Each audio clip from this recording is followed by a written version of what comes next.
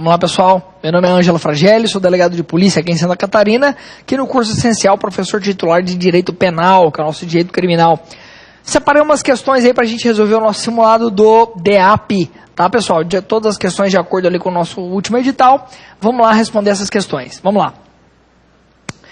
Questão aí de número 17 do nosso edital. Assinale a correta. Na desistência voluntária, o agente terá a pena reduzida de 1 a 2/3. B. A tentativa perfeita quando o agente, embora não esgotando todo o seu potencial ofensivo, não consegue consumar o crime. C. Tentativa inidônea é aquela em que os meios empregados para a consecução do crime se mostram completamente inadequados ou o objeto material a ser atingido é completamente impróprio. A arrependimento posterior quando o agente, após a consumação do crime, repara o dano causado antes da sentença condenatória. Vamos lá, essa questão aqui está ligada aos temas afetos ao artigo 14, 15, 16 e 17 do Código Penal, respectivamente. Tentativa, consumação, desistência voluntária, arrependimento eficaz, arrependimento posterior e o chamado crime impossível lá do artigo 17. Vamos lá, nosso objetivo aqui, durante a resolução das questões, como se verá, não é a gente gastar muito tempo aqui, novamente explicando tudo aquilo que foi dito durante o curso, mas somente fazendo apontamentos ali razoáveis sobre eventuais erros das questões. Vamos lá então? Letra A. Na desistência voluntária, o agente terá a pena reduzida de 1 a 2/3. Falso, pessoal, falso. Na desistência voluntária e no arrependimento eficaz, o agente, nos termos do artigo 15 do Código Penal, somente responderá pelos atos até então praticados. Essa cláusula de redução de 1 a 2/3, ela se refere ao artigo 16, que é o chamado arrependimento posterior. B. A tentativa perfeita, quando o agente, embora não esgotando todo o seu potencial, não consegue consumar o crime. Falsa. Na tentativa perfeita, o agente consegue esgotar todo o seu potencial ofensivo. C. Tentativa inidônea é aquela em que os meios empregados para a consecução do crime se mostram completamente inadequados ou o objeto material a ser atingido é completamente impróprio. Questão correta. O sinônimo de tentativa inidônea é o crime impossível do artigo 17. Vai acontecer o crime impossível quando os meios utilizados para o crime são completamente inapropriados, completamente ineficazes, ou o objeto que eu pretendo atingir é completamente impróprio. É exatamente o que está descrito aqui. Letra D. Há arrependimento posterior quando o agente, após a consumação do crime, repara o dano causado antes da sentença. Falso. Não é antes da sentença, tem que ser antes do recebimento da denúncia ou da queixa. Artigo 16, dá uma lida lá. Vamos lá, vamos adiante. Questão 18. Durante troca de tiros entre policiais e suspeitos de terem cometido um crime de roubo, João, policial civil, acaba ferindo mortalmente um dos suspeitos, que estava armado, após lhe acertar um disparo. Nessa hipótese, João não comete crime por ter agido em cumprimento de dever legal, João não pode ser culpado por ter agido em exercício regular de direito, João não comete crime pois agiu em legítima defesa, João, embora tenha praticado homicídio, não pode ser punido pela conduta. O que vocês acham, pessoal? Tá? Voltando aqui para mim, estamos falando ali das causas excludentes de ilicitude, são aquelas verdadeiras permissões para praticar o fato típico, são aquelas verdadeiras licenças para matar, dando um exemplo aqui do homicídio. Existem algumas licenças, legítima defesa, estado de necessidade, estrito dever legal e exercício regular de direito. Pessoal, o policial, durante a troca de tiros, mata o marginal. Ele não vai responder por homicídio. Por quê? Qual que é a permissão que existe na lei? Ele está agindo em estrito cumprimento de dever legal, ou ele não responde por crime porque ele está agindo em legítima defesa? O que há aqui, isso é uma pegadinha de prova clássica, o que há aqui é a famosa legítima defesa própria ou de terceira pessoa. O policial só está autorizado a matar em legítima defesa. Não há que se falar aqui em estrito cumprimento de dever legal. Professor, por que não é estrito cumprimento de dever legal? Já expliquei isso em outro simulado. No estrito cumprimento de dever legal, está descrito na lei que eu, como funcionário público, tenho que agir daquela forma. A lei não manda matar ninguém, pessoal. Não está escrito em nenhum lugar na lei que nessa hipótese eu tenho que matar alguém. Se tivesse isso escrito lá, seria estrito cumprimento de dever legal. Não é o que acontece aqui. Próxima questão. Ah, não, desculpa. Então, continuando. João não comete o crime pois agiu em legítima defesa. Perfeito. João, embora tenha praticado homicídio, não pode ser punido pela conduta. Pessoal, aqui o que ocorre é um erro técnico, né? Professor, mas se ele age em legítima defesa, ele não vai ser punido, né? O que de fato é, mas o que ocorre aqui é um erro técnico. Porque a gente não está falando de punibilidade, a gente não está falando de punição, né? Na verdade, quando ele age em legítima defesa, não é que ele não será punido, nem crime tem. Nem crime tem. Então não é uma excludente de punição, de punibilidade. É uma excludente do próprio crime, tá bom? É aí que está o erro. Questão de número 19. João, funcionário público, vendo que terá que expedir um mandado contra um velho amigo de infância, simplesmente retarda o ato. Neste caso, comete o crime de prevaricação, corrupção passiva privilegiada, concussão ou advocacia administrativa. Pessoal, o funcionário, voltando para mim, o funcionário público, então, tenho que expedir um ato e, puta que pariu, eu vou ter que expedir esse ato aqui contra o cara, meu brother, velho. Não vou fazer isso, o cara é meu brother.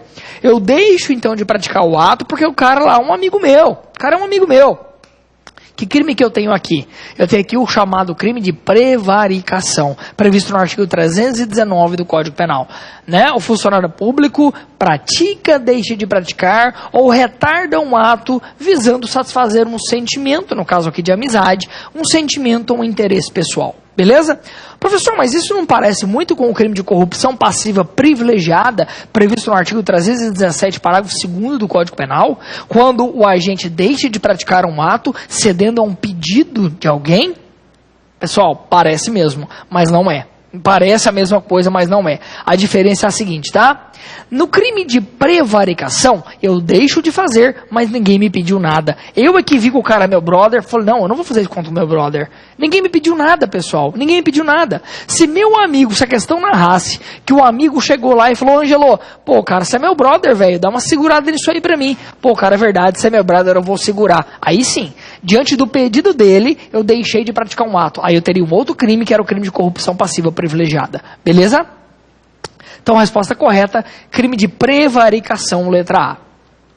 20. Determinado escrivão de polícia, José, deixa, por negligência, de guardar objetos em local apropriado, conduta esta que acabou oportunizando a subtração patrimonial por outro funcionário, Roberto. Nesta hipótese, volta para mim. Volta para mim. Eu como funcionário público, então, eu deixei de praticar por negligência, por vadiagem, por falhar com o meu dever profissional, eu acabei oportunizando que um terceiro funcionário praticasse um crime nas minhas costas. Imagina a seguinte situação, eu como funcionário, preciso pegar todos aqueles bens, apreender aqueles bens, tá? Isso está descrito na portaria do juiz. Eu deixo de fazer isso, deixo os bens tudo em cima da minha mesa, outro funcionário, se aproveitando do meu desleixo, vai nas minhas costas e pratica um crime. Ok? O que eu tenho aqui? Pessoal, eu, como funcionário público relapso, acabo de praticar o crime de peculato culposo, que é justamente acabar cooperando para um crime de terceira pessoa, por ter sido negligente. E aquele cara que praticou o crime nas minhas costas vai praticar um crime doloso. Ele tem intenção. Ele vai praticar o crime de peculato furto nas minhas costas. O que vai acontecer aqui? Eu vou responder por peculato culposo. Ele vai responder por peculato furto. Não existe aqui concurso de pessoas, mesmo porque não há hipótese, diante da teoria do crime, de participação culposa em crime doloso ou participação dolosa em crime culposo. Isso não existe. Então cada um fica com o seu próprio crime. Beleza? Letra A. José e Roberto devem responder pelo crime de peculato furto em concurso de pessoas falso. José deve responder pelo crime de peculato culposo. E Roberto pelo crime de peculato furto. Resposta correta, acabamos de analisar. José responde por peculato apropriação. Em concurso, nada a ver. José apenas responde por nada a ver também. Tá? Questão de número 21. Diante do não pagamento de um empréstimo, José ingressa na residência do devedor e de lá retira bem móvel contra a vontade do devedor como forma de satisfação da dívida. Então olha só, volta para mim. Eu emprestei dinheiro pro cara, o cara não me pagou, mas eu já estava com um bem dele, eu tinha um bem dele na minha posse, ele não me paga, eu tinha um bem na minha posse, falei, querido, não vou, desculpa, não é isso. A questão narra o seguinte, diante do não pagamento do dinheiro que eu emprestei pro cara, eu vou lá na casa dele, me paga aí. O cara, não vou pagar não. Então tá bom. Então eu vou pegar esse bem seu aqui, Peguei aquele bem contra a vontade dele, falei, então eu vou lá, levo embora. Que crime que eu tenho aqui, pessoal? Vamos lá. Há crime de furto? Há crime de apropriação indébita? Há crime de exercício arbitrário das próprias razões? Há crime de furto qualificado pela destreza? Nenhuma das alternativas anteriores. Volta para mim, o que vocês acham? Olha só. No crime de furto, eu subtraio para mim ou para outrem coisa alheia móvel. Beleza? Subtraio para... Parece ser isso, não parece? Parece, mas não é. Existe um outro delito, que é o delito de exercício arbitrário das próprias razões. Exercício arbitrário das próprias razões, atuando à margem do que a lei manda eu fazer, fazendo justiça com as próprias mãos, eu vou lá tentar satisfazer uma pretensão que eu tenho. Essa pretensão é uma pretensão legítima, ou seja, eu tenho realmente dinheiro para receber daquele cara, só que eu tenho os caminhos legais para fazer isso. Eu que vou lá e contrato um advogado, aí eu falo, advogado é o caralho, eu vou lá e eu mesmo vou fazer justiça com as próprias mãos. Não vai me pagar não? Então eu já pego isso aqui para mim e levo embora. Quando eu mesmo tento fazer justiça com as próprias mãos, mesmo tendo uma satisfação para ser recebida, eu estou praticando um crime. É o crime de exercício arbitrário das próprias razões. Beleza? Resposta correta, letra C. 22. Em relação à teoria do crime, podemos dizer que são elementos do fato típico. Conduta, resultado, nexo causal, tipicidade, ilicitude. Conduta, nexo causal, resultado, tipicidade. Conduta, nexo causal, ilicitude, culpabilidade. Conduta, nexo causal, resultado e culpabilidade. Vamos lá, pessoal, voltando para mim. Quando eu falo na teoria do crime, nós temos aqueles três substratos, né? Crime é todo fato típico, ilícito e culpável.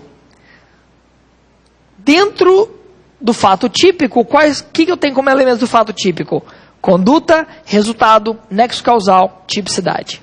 Ilicitude é o segundo substrato do crime. Ilicitude não faz parte do fato típico. Culpabilidade é o terceiro substrato do crime. Não faz parte do fato típico. Beleza? Então vamos lá para as questões. Letra A. Conduta, resultado, nexo causal, tipicidade, ilicitude. Ilicitude não faz parte do fato típico, é o segundo substrato do crime. Conduta, nexo causal, resultado e tipicidade, resposta correta. Conduta, nexo causal, ilicitude e culpabilidade. Ilicitude e culpabilidade são substratos do próprio crime. Conduta, nexo causal, resultado e culpabilidade. Culpabilidade, substrato do próprio crime. Então, resposta correta, letra B de bola. Vamos avançando. 23. São requisitos de legítima defesa, exceto, volta para mim, legítima defesa está descrita lá no artigo 25 do Código Penal. Olha só, pela própria redação a gente vai conseguir matar. 25. Entende-se em legítima defesa aquele que, utilizando-se moderadamente dos meios necessários, repele a agressão injusta, atual ou iminente, a direito seu ou de outrem. Vamos lá para as questões. São requisitos da legítima defesa, exceto, o que não é? O uso moderado dos meios necessários. Isso é requisito. Repulsa uma provocação atual ou iminente. Pessoal, isso não é requisito. Eu não estou repelindo uma provocação atual, e sim uma agressão atual ou iminente. Uso do meio necessário, certo. Defesa de direito próprio ou alheio, certo. Tudo isso é afeto à legítima defesa, menos a letra B, porque eu não falo em provocação, eu falo em injusta agressão. Tá? Cuidado. 24. São dirimentos de culpabilidade. Legítima defesa, erro de proibição e coação moral irresistível. Erro de proibição, coação moral irresistível e coação física. Coação moral irresistível, estado de necessidade e legítima defesa. Erro de proibição, coação moral irresistível e embriaguez completa por força maior. Volta para mim, não é uma questão fácil. É uma questão que você consegue respondê-la desde que você tenha em mente o substrato do crime, aquele mapinha mental que eu mando fazer. Crime é todo fato típico, ilícito e culpável. E decorar quais são os elementos que estão dentro de cada um desses substratos. Dentro do fato típico, conduta, resultado, nexo causal, tipicidade. Dentro da ilicitude, temos que memorizar as causas excludentes de ilicitude. Legítima defesa, estado de necessidade, instituindo dever legal, exercício regular de direito. Culpabilidade, quais são os elementos de culpabilidade? Imputabilidade, potencial consciência de ilicitude, exigibilidade de conduta adversa. Se você tiver esse mapa, você fica com o meio caminho andado. Por quê? Eu tenho a ilicitude e eu tenho as causas de exclusão. Eu tenho a culpabilidade e eu tenho as suas causas de exclusão de culpabilidade. E ali quer saber das causas dirimentes, ou causas de exclusão de culpabilidade. Vamos lá. São dirimentes da culpabilidade. Legítima defesa? Legítima defesa é excludente de culpabilidade? Óbvio que não. É excludente de ilicitude. Aí que está o erro. B. Erro de proibição? Sim. Coação moral irresistível? Sim. Coação física? Não. Coação física é excludente do próprio fato típico, porque quando a gente age sob coação física, a gente exclui a própria conduta. A gente diz que nem tem conduta. C. Coação moral irresistível, certo. Estado de necessidade? Não. Estado de necessidade é excludente de ilicitude. E legítima defesa também é excludente de ilicitude, segundo o substrato do crime. D. Erro de proibição, certo. Coação moral irresistível, certo. E embriaguez completa por força maior, certo. Todas essas são dirimentos de culpabilidade. O erro de proibição ligado à potencial consciência da ilicitude, a coação moral irresistível ligada à exigibilidade de conduta diversa e a embriaguez completa por força maior ligado à imputabilidade. Todos ligados à culpabilidade, dirimentos de culpabilidade. Correto? Então, letra D, resposta correta. Com isso, nós encerramos aí a nossa correção do simulado. Espero que tenham aproveitado e tirado eventuais dúvidas, tá? Como eu já falei no início da aula, nosso objetivo aqui não era imiscuir de forma mais aprofundada nos temas, tá? Era só recordar alguns temas que já foram propostos durante o curso regular. Beleza, pessoal? Abraço, sucesso aí nos estudos.